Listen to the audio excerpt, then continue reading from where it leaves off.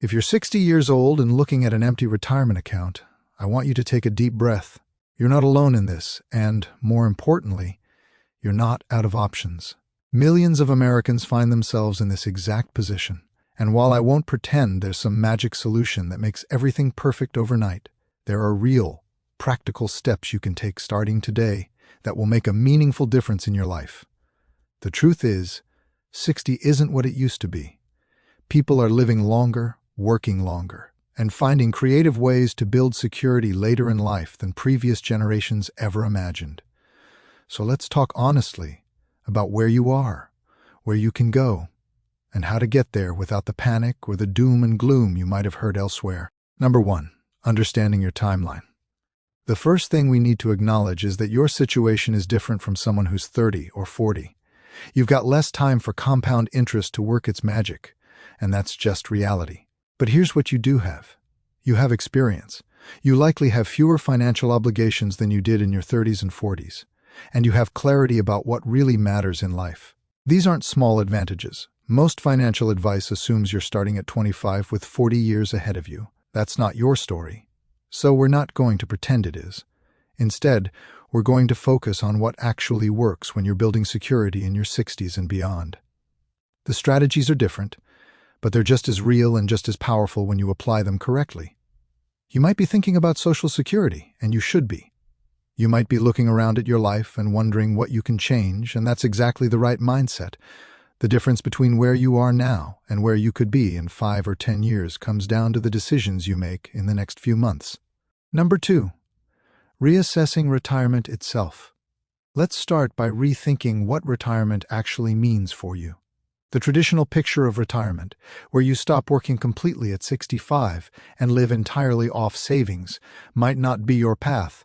And honestly, it's no longer the path for millions of Americans regardless of their financial situation. The new reality involves something different, a gradual transition, part-time work that allows you to do something you enjoy, or turning a skill or hobby into a source of income.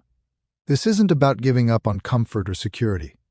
It's about recognizing that working in some capacity past 65, especially if it's something you find meaningful or enjoyable, can completely transform your financial picture. Even bringing in an extra $1,000 or $1,500 a month doing something you don't hate can mean the difference between scraping by and living comfortably. Think about what you know how to do. Think about what people ask you for help with. Think about the skills you've built over 40 years of working and living. There's value there, and value can be exchanged for money. We're going to come back to this idea throughout this conversation because it's one of the most powerful tools you have available. Number 3, maximizing Social Security.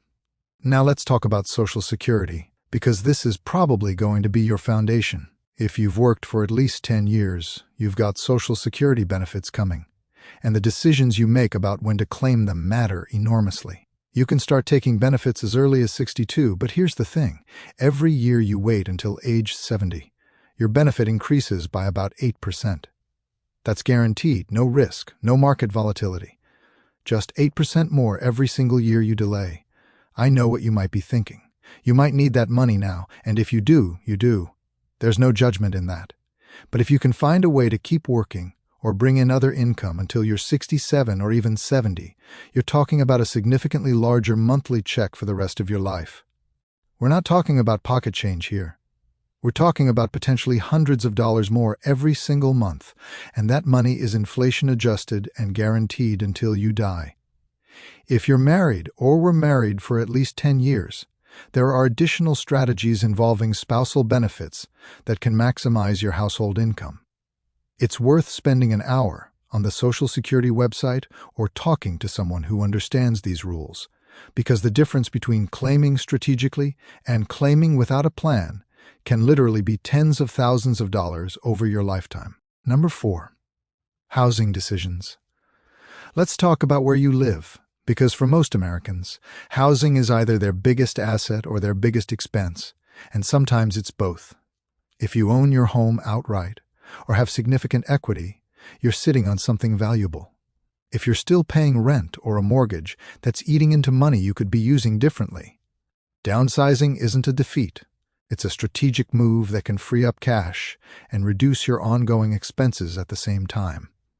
Maybe you're in a 4-bedroom house that you raised kids in, but you don't need that space anymore. Selling that home and moving into something smaller could put $50,000 or $100,000 in your pocket, while also cutting your property taxes, utilities, and maintenance costs in half. Or maybe you're in an expensive area, and moving somewhere with a lower cost of living could stretch your Social Security and any other income much further. The same monthly amount that barely covers basics in one city might provide a comfortable lifestyle somewhere else. This doesn't mean you have to move across the country, though some people do. Sometimes moving one county over or to a nearby town makes all the difference. For some people, a reverse mortgage makes sense. I know these get a bad reputation, and there are definitely pitfalls to avoid, but if you're planning to stay in your home long-term and you need income, it's worth understanding how they actually work rather than dismissing them based on what you've heard. Number 5. Cutting costs strategically. When you don't have a big nest egg, every dollar you're not spending is a dollar you have available for living. But I'm not going to tell you to stop buying coffee or cancel Netflix and pretend that's going to solve everything. That's insulting to your intelligence. Instead, let's look at the big-ticket items that actually move the needle. Transportation is huge. If you're making car payments on a vehicle that costs you $500 or $600 a month, that's $7,200 a year. A reliable used car that you own outright changes your whole financial picture. Insurance costs drop, no more payments, and you've freed up a substantial chunk of money every single month. Healthcare before you hit Medicare eligibility at 65 can be brutal. If you're 60 and not yet eligible, you need to understand the Affordable Care Act marketplace and whether you qualify for subsidies. At your income level without retirement savings, there's a good chance you qualify for significant help with premiums. This isn't charity. This is using the systems that exist to protect yourself. Once you hit 65, make sure you understand Medicare, the supplement plans, and prescription drug coverage. The decisions you make during your initial enrollment period stick with you, and choosing wrong can cost you thousands. Again, this is worth taking seriously and getting help if you need it. Number 6. Generating income now. Here's where we get into what might be the most important part of your strategy: bringing in money. You've got skills and experience that people will pay for, even if you don't think of yourself as particularly special. You've been working for 40-plus years. You know how to do things that younger people don't, and you have reliability and professionalism that comes with maturity. The gig economy isn't just for 20-somethings. People your age are driving for rideshare services, delivering groceries, doing home repairs, offering consulting in their former field, teaching skills online, providing childcare, and 1,000 other things.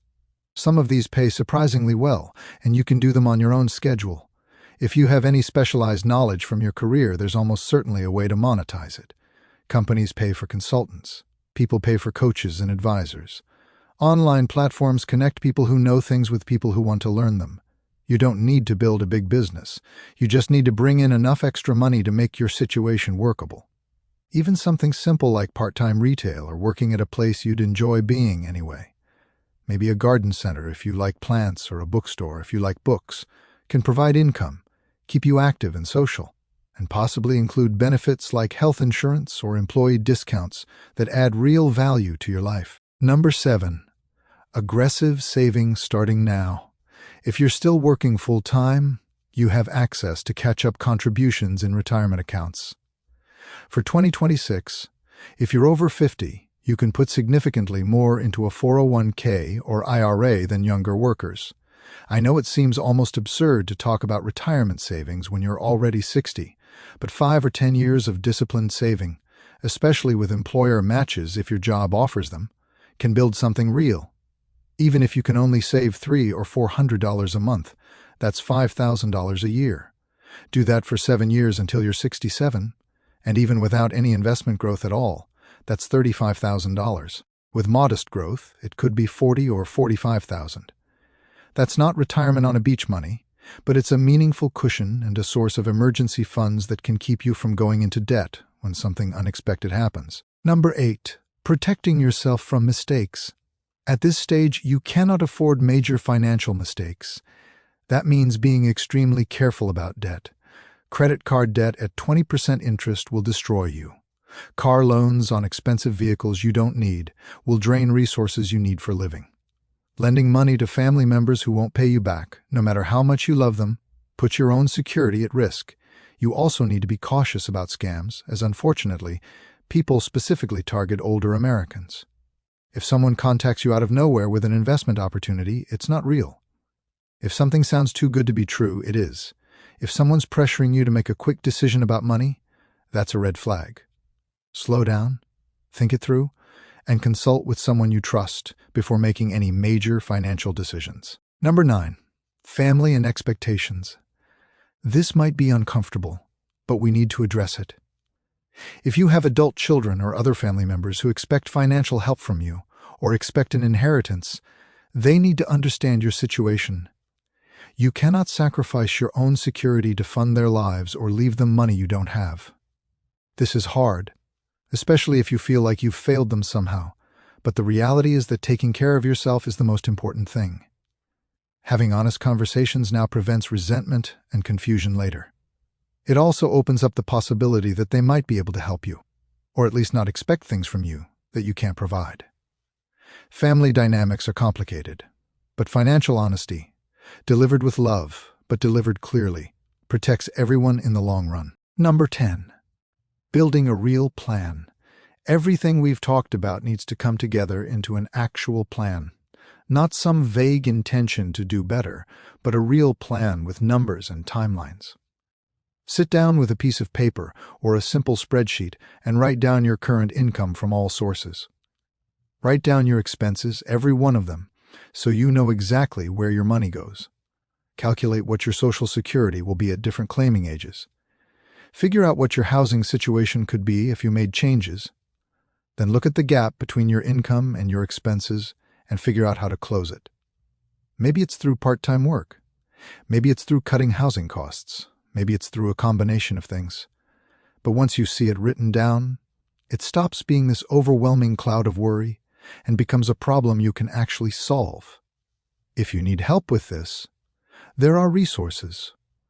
Non-profit credit counseling agencies can help with budgeting.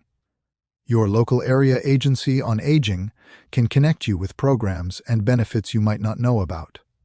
Libraries often offer free financial literacy programs. You don't have to figure all of this out alone. Here's what I want you to take away from this. Your situation is challenging, but it's not hopeless. You're not the first person to reach 60 without retirement savings. And the people who successfully navigate this all have something in common. They face reality, they make a plan, and they take action. You might not retire at 65 in the traditional sense. You might work part-time into your 70s. You might live more modestly than you imagined you would.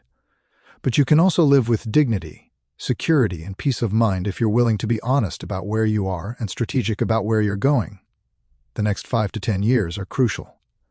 The decisions you make now about Social Security, housing, work, and spending will determine what your 70s and 80s look like. That's not meant to add pressure. It's meant to help you see that you still have agency here. You still have choices.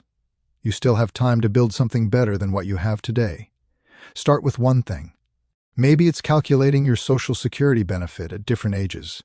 Maybe it's looking at your housing costs and considering alternatives. Maybe it's updating your resume and looking at part-time opportunities. Just start somewhere because action creates momentum, and momentum creates change. You've made it 60 years. You've survived everything life has thrown at you so far. You can handle this too. It won't always be easy, but with clear thinking, practical steps, and persistence, you can build a version of retirement that works for you.